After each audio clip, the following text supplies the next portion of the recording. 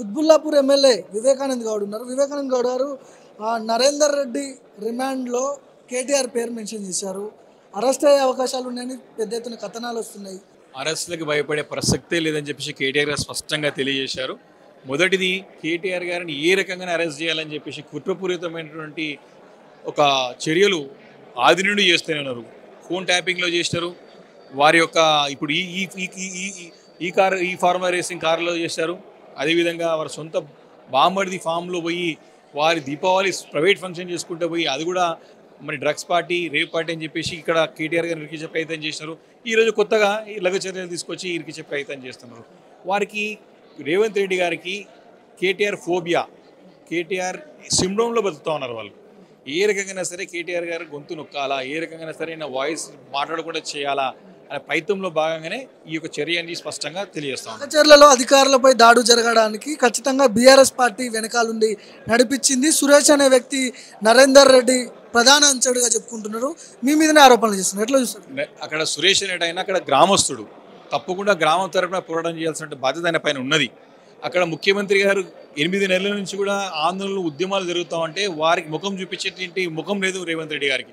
అక్కడ సొంత నియోజకవర్గం కొడంగల్ నియోజకవర్గం, లగచర్లని ఆయన నియోజకవర్గ ప్రజలే, సొంత ప్రజలకు కూడా సమాధానం చెప్పలేక దాడి వేసే ప్రయత్నంలో 8 నెలల నుంచి కూడా వాళ్ళంతా కూడా వారి భూములు పోతున్నాయి, భూములు లాక్కుంటారని చెప్పి భయాందోళనలో ఉంటే వారికి ధైర్యం చెప్పాల్సింది పోయి వారి మీద దౌర్జన్యం చేసి భూములు లాక్కునే ప్రయత్నం చేస్తూ ఉంటే తప్పకుండా బీఆర్ఎస్ పార్టీగా మేము అండగా ఉండాల్సిన అవసరం ఉంది వారికి. కాబట్టి దీన్ని ఏ రకంగా సరే అణిచివేయాలనే ధోరణితోని వారు ఈ దౌర్జన్యాన్ని దిగితే ప్రజలు తప్పకుండా ప్రజల రివోల్ట్ వస్తుంది, ప్రజలు రివల్యూషన్ వస్తుంది. కొత్తగా ఈరోజు రాత్రి జరిగిన విషయం కాదు కదా, 8 నెలల నుంచి జరుగుతూ ఉంది. వారి పార్టీకి సంబంధించిన వారి మంత్రియే ఇది ఘోరంగా పోలీస్ వైఫల్యం, పోలీస్ నిఘా వైఫల్యం అని స్పష్టంగా తెలియజేసినారు. ఇంకా దానికి మాకు బీఆర్ఎస్ పార్టీకి ఏం సంబంధం? తప్పకుండా ఉద్యమాలు ఉన్నప్పుడు ప్రజల నుంచి రివోల్ట్ వస్తుంది కదా. ఫార్మా కంపెనీని వ్యతిరేకిస్తున్నారా, స్వాగతిస్తున్నారా మీరు? 100% అక్కడ ప్రజలందరూ వ్యతిరేకిస్తూ ఉన్నారు. ప్రజలకు అండగా ఉంటాం. ప్రజలని మెప్పించి, ఒప్పించి, వారికి నష్టపరిహారం చెల్లించి, వారికి ధైర్యాన్ని ఇచ్చి, వారికి నమ్మకాన్ని ఇచ్చినప్పుడే నువ్వు ఫార్మాసిటీ పెట్టాలి. నువ్వు ఫార్మాసిటీ గతంలో ఇదే రేవంత్ రెడ్డి నువ్వు విషం చిమ్ముతున్నట్టు ఫార్మాసిటీ మాకు అవసరం లేదని చెప్పి నువ్వు అక్కడ ముచ్చర్లను నువ్వు వ్యతిరేకించినావు కదా. ఈరోజు అక్కడ తీసుకొని సొంతం నీ అల్లుడి గురించి, రేవంత్ రెడ్డి గారి సొంత మల్లుడు మ్యాక్సిమిన్ కంపెనీ గురించి భూసేకరణ జరుగుతుందని చెప్పేసి రైతులు తీవ్రంగా వ్యతిరేకత వస్తూ ఉన్నది. ఈరోజు అక్కడ ఉన్నటువంటి సంఘాలన్నీ కూడా, ముఖ్యంగా గిరిజన సంఘాలన్నీ కూడా దాన్ని తీవ్రంగా వ్యతిరేకిస్తూ ఉన్నాయి. మా భూములు లాక్కోవద్దు, మేము భూములపైన ఆధారపడతామని చెప్తా ఉన్నది. దానికి సమానం చెప్పాల్సింది ముఖ్యమంత్రి పోయి అధికారులను పంపించి దౌర్జన్యం చేసి లాక్కునే ప్రయత్నం చేస్తూ ఉంటే తప్పకుండా రివోల్ట్ ఉంటుంది. అక్కడ ఫోన్ ట్యాపింగ్ అంశము, ఫార్ములా ఈ రేసు, తాజాగా లగచర్ల, ఎందుకు ఇంత పెద్ద ఎత్తున ఫామ్ హౌస్ కేసు, ఎందుకు ఇంత పెద్ద ఎత్తున ఆరోపణలు ఎదుర్కొంటుంది బీఆర్ఎస్ పార్టీ? ఈరోజు ఆరోపణలు ఎదుర్కొంటలేదు. వారు పొద్దున్న లేస్తే పాలన గాలికి వదిలేసి, ప్రజలను గాలికి వదిలేసి బీఆర్ఎస్ పార్టీని ఏ రకంగా నిర్వీర్యం చేయాలా, ఏ రకంగా నాయకత్వాన్ని బలహీనపరచాలా. బలమైన పార్టీ బీఆర్ఎస్ పార్టీ. ప్రతి ఒక్కరు కూడా ఈరోజు పోల్చుకుంటున్నారు. బీఆర్ఎస్ పార్టీ చాలా చాలా చక్కటి పరిపాలన అందించింది, అన్ని రంగాల వారిని చక్కగా చూసుకుంది, అన్ని అన్ని అన్ని వర్గాల వారిని మంచిగా చూసుకున్నది అని వాళ్ళకి జీర్ణించుకోలేకపోతున్నారు. బీఆర్ఎస్ పార్టీకి ఉన్నటువంటి మంచి పేరు మరి గడిచిన 10 నెలలు 11 నెలల నుంచి కూడా కేటీఆర్ గారు ప్రతి అంశం పట్ల వారు నిలదీసి ప్రశ్నిస్తూ ఉంటే ప్రజల నుంచి ఆదరణ చూసి ఓరవలేక, జీర్ణించుకోలేక ఏ రకంగా సరే గొంతునెక్కే ప్రయత్నంలో భాగంగానే ఇది జరుగుతూ ఉంది. ముఖ్యమంత్రి సొంత నియోజకవర్గం కొడంగల్లో అభివృద్ధి చేసేది ఇక ఫార్మాసిటీ అంటున్నారు, లేకపోతే మెడికల్ కాలేజీలు ఇవన్నీ పెడుతుంటే మీరు ఓర్వలేకనే ఇట్లాంటివి చేస్తున్నారు అని చెప్పి కాంగ్రెస్ వర్షన్. ఎస్, మెడికల్ కాలేజ్కి మేము యాంటీ చెప్పలేదు, అభివృద్ధికి మేము యాంటీ చెప్పలేదు. ఫార్మాసిటీ కూడా ఓపెన్ గవర్నమెంట్ నెలలో పెట్టుకోమని చెప్తా ఉన్నాము. భూములు లాక్కోవద్దు, భూములు రైతులే నీకు సొంత నియోజకవర్గ ప్రజలే అపోజ్ చేస్తారు కదా. ప్రజలకి నీ గొంతు నువ్వు వినే నీకు ప్రజాస్వామికవాదిగా అంటావు కదా, నువ్వు వాళ్ళ మాట ఎందుకు గౌరవిస్తలేవు, ఎందుకు వారు గెలుస్తలేవు? నీ సొంత నష్టపరిహారం ఇస్తామని చెప్తున్నారు కదా, ఇష్టం లేదు కదా. మరి నష్టపరిహారం చెల్లిస్తే ఎందుకు వారు రివర్స్ వస్తారు? ఒప్పించు, మెప్పించు, మాట్లాడు, ఇయ్యి, వాళ్ళు బయట రాకుండా చూసుకో. నీ సొంత ఇంట్లోనే నువ్వు సంవత్సరం సెట్ చేసుకుని ఊరంతా ఏం చేస్తావు, రాష్ట్రం అంతా ఏం చేస్తావు, నువ్వు దేశం పోయి ఉద్ధరిస్తా అని చెప్పి మహారాష్ట్ర పోతున్నావు, అక్కడ పోతున్నావు. నీ సొంత నియోజకవర్గంలో తిరగబడతారు నీ మీద. ఇది దాడి జరిగిందంటే రేవంత్ రెడ్డి గారి మీద దాడి జరిగింది, ప్రభుత్వం దాడి జరిగింది. దాన్ని గుర్తించాలా, దాన్ని స్టడీ చేసి వారిని స్పెసిఫై చేసి వారు శాంతింప చేసి వాళ్ళకి ఏం కావాలో ఇస్తే నీ గౌరవం ఉంటుంది. ముఖ్యమంత్రిగా నువ్వు ఎంత పెద్ద ముఖ్యమంత్రి అయినా నీ ఎమ్మెల్యేగా గౌరవం విఫలమైనప్పుడు నీ ముఖ్యమంత్రి పదవి ఉంటే ఎంత, లేకుంటే ఎంత? అధికారులపై దాడి చేసిన వాళ్ళలో సగం మందికి భూములు లేవని చెప్పి నిన్న ఐజీ చెప్తున్నాడు. ఎట్లా చూస్తారు?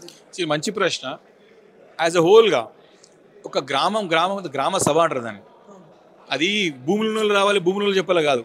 యాజ్ హోల్గా ఫార్మా సిటీ వస్తే దానికి వచ్చినటువంటి నష్టాలు ఏంటిది, ఆ నష్టపరిహారం ఏ రకంగా గ్రామానికి చెల్లిస్తారు, యాజ్ హోల్ విలేజెస్ మొత్తం అడుగుతారు. అది భూములలో రావాలి, భూములలో రావాలి, ఆ జ్ఞానం లేని వాళ్ళు మాట్లాడతారు, బుద్ధిహీనులు మాట్లాడతారు, మినిమం కామన్ సెన్స్ వాళ్ళు మాట్లాడదు. 84 సార్లు ఫోన్లో మాట్లాడారు, ఖచ్చితంగా ప్రీ ప్లానెడ్గా దాడి చేయడానికే బీఆర్ఎస్ శ్రీకారం చుట్టిందని చెప్పి మీ మీద ఆరోపణలు చేస్తున్నారు. ఈరోజు ప్రధాన ప్రతిపక్ష పార్టీగా బీఆర్ఎస్ పార్టీ ఉన్నది. నరేందర్ రెడ్డి గారు అక్కడ కొడంగల్కి ఎమ్మెల్యేగా పనిచేస్తారు 5 సంవత్సరాలు, ప్రజలకు దగ్గరగా ఉన్నాడు. అధికారంలో ఉన్నటువంటి కాంగ్రెస్ పార్టీ వారి ఎమ్మెల్యే, వారి ముఖ్యమంత్రి గారు ప్రజలకు అందుబాటులో లేడు, వారికి ధైర్యాన్ని ఇచ్చేటువంటి, వారికి భరోసా ఇచ్చే పరిస్థితుల్లో లేడు. కాబట్టి ఖచ్చితంగా ప్రజలు మమ్మల్ని అడుగుతారు కదా, మేము సమానం చెప్పాలి కదా, మేము అండగా ఉండాలి కదా. ప్రజాస్వామ్యం అంటే అది కదా. ఎవరు కూడా టచ్ లేకుండా పోయి ఉత్త పోలీసులను కొట్టి గుద్ది ల్యాండ్ గుంజుకుందామా? ఇది ప్రజాస్వామ్యమా, లేకపోతే ఇది స్వేచ్ఛాయుత దేశమా, స్వతంత్ర దేశమా, లేకపోతే ఇది ఏదైనా రాజరిక పాలన నడుస్తూ ఉందా? ఇక్కడ కొడంగల్లో సపరేట్ రాజ్యాంగం ఉందేమైనా? అక్కడ తప్పకుండా ఉండాలి కదా, మా బాధ్యత కదా. మేము పోతాం కూడా ఏమిటంటే మమ్మల్ని ఆపిర్రినా మా ఒక అపోజిషన్ లీడర్ ఇన్ కౌన్సిల్ మా మధుసూనాచారి గారు, అక్కడ ఉన్నటువంటి మా నరేందర్ రెడ్డి గారు, అక్కడ మా మంత్రిగా పనిచేసిన శ్రీనివాస్ గౌడ్ గారు, అదేవిధంగా అక్కడ మా మా డాక్టర్ వికారాబాద్ మాజీ శాసనసభ్యులు డాక్టర్ వికారాబాద్ ఎమ్మెల్యే ఆనంద్ గారు, అందరూ కూడా కలిసి వెళ్తే అపోజ్ చేసారు. విపక్ష పార్టీగా ప్రజల దగ్గర పోవాలి కదా, మేము పోకటే తప్పు అవుతుంది, పోతే తప్పు కదా. అదేవిధంగా బీజేపీకి సంబంధించిన అక్కడ పార్లమెంట్ సభ్యురాలు డీకేఆర్ని కూడా అడుగుకున్నారు కదా దుర్మార్గులు. ప్రతి ఒక్కరు కూడా నీకు ప్రజాస్వామ్యంలో నీకు సమాధానం రానప్పుడు అపోజిషన్ పార్టీకి మేము ఖచ్చితంగా ప్రజల గొంతుగా మాట్లాడతాం. ఈరోజు దౌర్జన్యం నడదు కదా, ఎప్పుడు కూడా తానాశాయి ఉండదు కదా, అధికారం ఎప్పుడు ఒకరి చేతులు ఉండదు కదా. నరేందర్ రెడ్డి రిమాండ్ రిపోర్ట్లో పోలీసులకు వాంగ్మూలం ఇచ్చాడు, కేటీఆర్ చేయమంటేనే నేను చేశాను అని చెప్పి వాంగ్మూలం ఇచ్చినట్లు పోలీసు అధికారులు చెప్తున్నారు. పోలీసులు రిమాండ్ రిపోర్టు ఏమన్నా ఇదే అవకాశాలు ఏమన్నా? 100% రిమాండ్ రిపోర్ట్లో పోలీసులు దానికి అనుకూలంగా రాస్తారు. ఈరోజు పోలీసులు రేవంత్ రెడ్డి ప్రైవేట్ సైన్యంగా పనిచేస్తున్నారు. దాని యొక్క పరిణామాలు చాలా తీవ్రంగా ఉండబోతాయి రాబోయే రోజులు. ఏ రకంగా ఆంధ్రప్రదేశ్లో చూసినాం కదా, ఐపీఎస్ ఐఎస్ ఆఫీసర్ ఇట్లా సరెండర్ అయ్యి ఎట్లా ఇబ్బందులు పడుతున్నారో.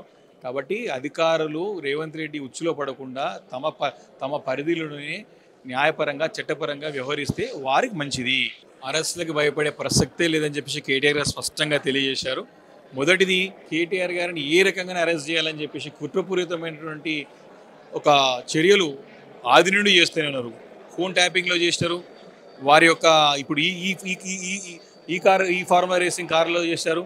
అదేవిధంగా వారి సొంత బాంబర్ది ఫామ్లో పోయి వారి దీపావళి ప్రైవేట్ ఫంక్షన్ చేసుకుంటూ పోయి అది కూడా మరి డ్రగ్స్ పార్టీ, రేప్ పార్టీ అని చెప్పేసి ఇక్కడ కేటీఆర్ గారిని ఇరికించే ప్రయత్నం చేస్తున్నారు. ఈరోజు కొత్తగా ఈ లఘు చర్యలు తీసుకొచ్చి ఇరికించే ప్రయత్నం చేస్తున్నారు. వారికి రేవంత్ రెడ్డి గారికి కేటీఆర్ ఫోబియా, కేటీఆర్ సిండ్రోమ్లో బతుకుతూ ఉన్నారు వాళ్ళు. లేకపోతే వారికి మంచిది కాదు, రాష్ట్రానికి మంచిది కాదు, ప్రజలకు కూడా మేలు జరగదు, కీడు జరుగుతుంది. ప్రజలకు మేలు జరిగే విధంగా చేయాలని చెప్పేసి కూడా డిమాండ్ చేస్తాం.